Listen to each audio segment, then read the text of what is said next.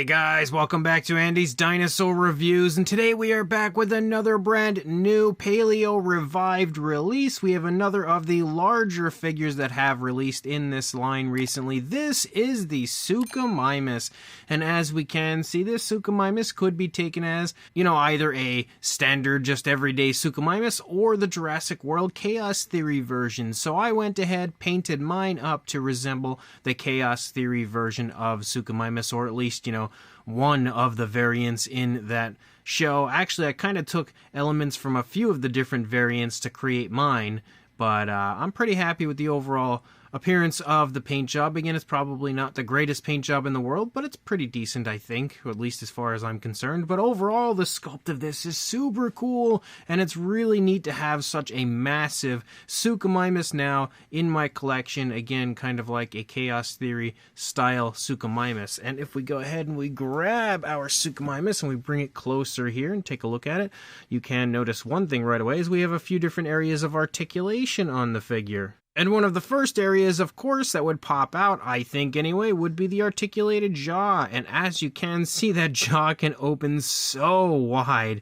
It can go super, super wide, but also, again, closes pretty nicely, which is a plus for the figure. But inside the mouth, we can see that we've got the tongue and everything sculpted out in there, the teeth and everything sculpted as well. If you turn it around and look up there on the inside of the mouth, again, you've got a good shot. I knew it wasn't going to focus well in that area just because the mouth is so thin on a Suchomimus that I was just going to have a hard time kind of getting in there to take a look at that area. But we can see the teeth and everything sculpted quite impressively throughout the course of the mouth. The head sculpt as well looks really good. We do have that little kind of like center crest up here on the top of the head of the dinosaur. We can see the nostrils sculpted out and some very nice looking scale detail throughout the course of the face here on the upper jaw, as well as down here on the lower jaw. You have some nice looking texturing to the lower jaw as well. As we move back here into the head, you can see that the detailing starts to pick up as far as the size of the skin texture. Like here in the face, it's really quite fine.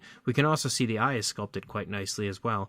But it's really quite fine in the face, but as you move back into the head, the skin texture becomes a lot larger, kind of rough and rugged looking compared to what we see up here in the head sculpt. We do also have neck articulation, so you have the ability to articulate the neck right here. It can actually go forward and back and left and right on kind of like a swivel, and then you've got another spot right here which can also do the same. Again, can also go up and down, which you can see, and swivel. So some pretty nice articulation right there. The only problem is, of course, when it comes to a dinosaur like this, once you sort of turn it and alter the way that the head is positioned, it sort of takes the patterning out of alignment, which is, not something that's anything to do with the sculpt or the articulation aspect. It's just the way that this, paint job goes, because the color scheme was quite intricate, sort of, for this dinosaur. But as you move down into the neck, you can see kind of like some skin wrinkles and stuff down here in the lower part of the neck. You again see the larger style scale detail up here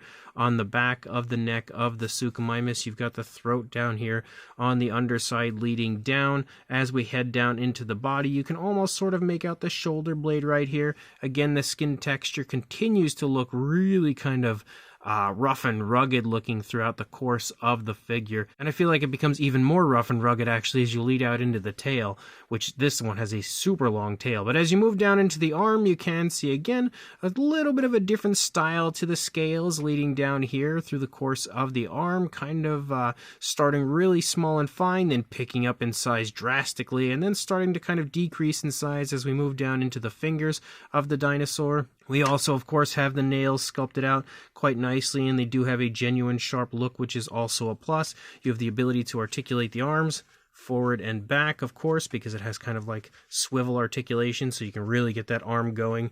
Let me just bring it back down now without bonking the dinosaur in its head too much. But nice articulation in that area. As you move back into the stomach, you can see a little bit of girth to the stomach here of our Suchomimus. And again, just some more nice texturing throughout. We have all sorts of different patterns and stuff. I left some kind of darker gray, some reds, and some variations of browns and stuff. I did try to apply a lot of variation of color to the different patterns, and then of course they're also all outlined with that sort of like a tan coloration. Pretty close to the way it looks, I would say, in the show. As you move back here, you can also take notice of the spinal column moving along the back of the dinosaur, leading along. Again, the skin texture down here in the thigh looks slightly different compared to what we see in the body, but not all that different overall. You do also have, again, leg articulation forward and back, just like we had with the arms, which can go pretty nicely overall. And then you also can see the muscle definition moving down through the course of the leg. We've got the knee here in the front, nice big bulging calf muscle, and then you move down into the foot sculpt.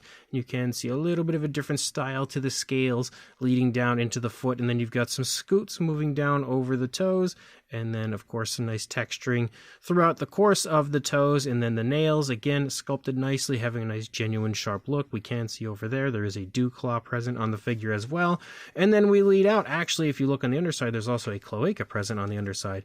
But as we lead out here into the tail, it does kind of look like there is an articulated joint here in the tail. I just left it here because overall the figure has those joints throughout, again, where it has the articulated look, but the tail doesn't actually articulate. It's just, I think the tail's just so long, it's kind of got to be separate, because as you move out into the tail, look at how long that tail is on the Suchomimus. It is super, super huge as you lead out through the length of the dinosaur. Again, it has a very impressively long tail that goes pretty much straight out, but then curves down at the end of the tail.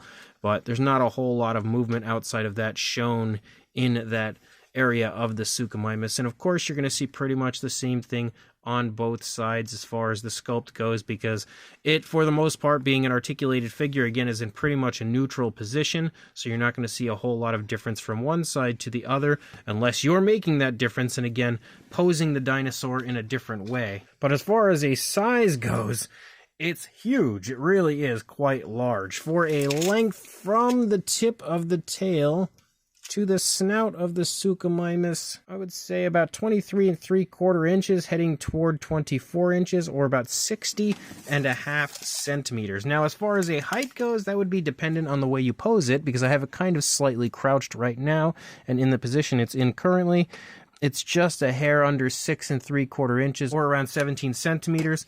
But you could, of course, having articulated legs, you could position it up a lot taller if you wanted to. But for a size comparison, there is Mr. Papo T-Rex, the Attack Pack Colovosaurus, Robert Muldoon, and the Collect A Human Being next to our Paleo Revived Suchomimus. And you can see again that the Suchomimus is massive next to these other figures right here. Definitely a very large, maybe actually the largest of the Paleo Revived figures that I have acquired so far. And then if you look at the Paleo Revived Suchomimus next to the Mattel version, you can very clearly see that, again, the size is drastically different, as the Suchomimus here from Paleo Revived is gigantic next to that Mattel version. And you'll continue to see the same thing if we bring in like your standard Wild Roar figure with the Ceratoseucops.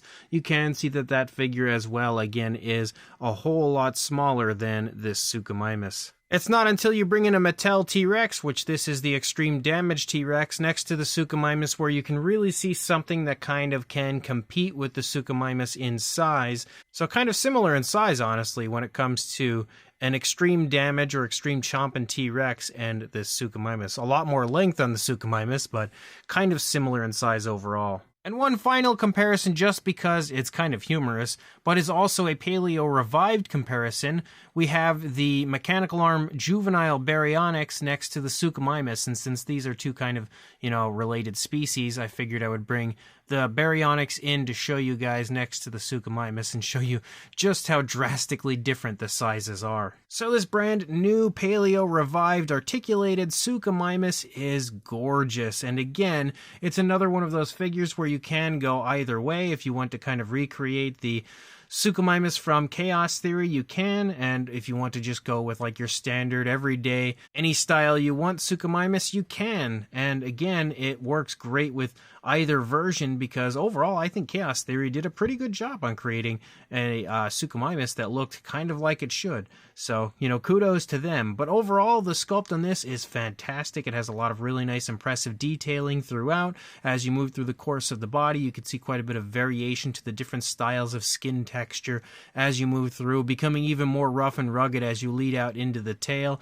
It also has an extremely long tail, which helps to make the dinosaur very impressive looking as a whole. But in general, the size of this is so massive and so jaw-dropping that I feel like no matter what you do, no matter what color scheme you go with, it's going to be a very impressive Suchomimus. When somebody walks into your collection room, they're really going to take notice to this one because it is so huge.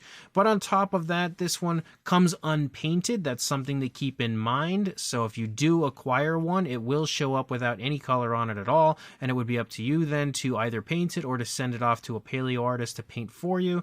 I love painting dinosaurs, so of course I painted mine, and this is the coloration that I gave it, and I'm pretty happy with the final product as far as the colors go. Maybe not picture perfect to the way it looks in Chaos Theory, but it wasn't meant to be an exact clone, especially because I kind of took elements of all of the different Suchomimus from the show and kind of combined it into one. Well, maybe not all of them, but a few of the different ones, and kind of made it my own version of the Suchomimus. So I'm pretty happy with the final product as far as my colors go.